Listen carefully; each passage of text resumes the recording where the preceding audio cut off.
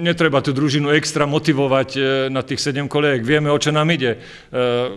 Prakticky hráme o európejské pucháry a niekde tam som čítal, že prečo Ruch by mal hrať nejaké európske pucháry s tou infraštruktúrou, ktorá tu je, alebo možno aj s tou kádrou, ktorú máme tu k dispozícii. Ale ja sa pýtam, prečo nie? Veď tak futbal alebo pivka nie je len pre bogatých, futbal je aj pre tých chudobnejších a keď sme po 30 kolejkách na tom 3. mieste, takže vidno za tou družinou, že tam je tá kvalita, takže preto hovorím, že budeme váliť o tie najvyššie pozície a preto si myslím, že netreba extra motivovať tú družinu. Ciśnienie na pewno jest, chcemy jak najlepiej grać w tej ósemce, jest też ekscytacja taka, no to jest coś nowego dla nas.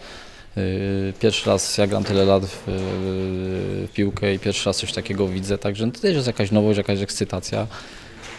No nie możemy przede wszystkim pozwolić, aby stracić to, co przez cały sezon tak ciężko, mozolnie budowaliśmy. Boli by sme zlí pivkaži alebo zlí športovci, keby sme si dávali minimálne ciele alebo ciele, ktoré nás nedávajú dopredu a my chceme ísť dopredu a preto dať si nejaký cieľ, že chceme skončiť 7 alebo 8, to by bol alibizmus a ja si myslím, že nikto z nás, či pivkaži alebo my nie sme alibisti a dávame si len tie najvyššie ciele a ten cieľ je ostať na tom, alebo minimálne na tom mieste v tabelke, kde sme dzisiaj. Takže to je našim cieľom a ten zespol na tom tie 2 týždne pracoval, aby sme si utrimali tú formu z tých ostatných 2 mečov, aby sme nadviazali na tie 2 meče.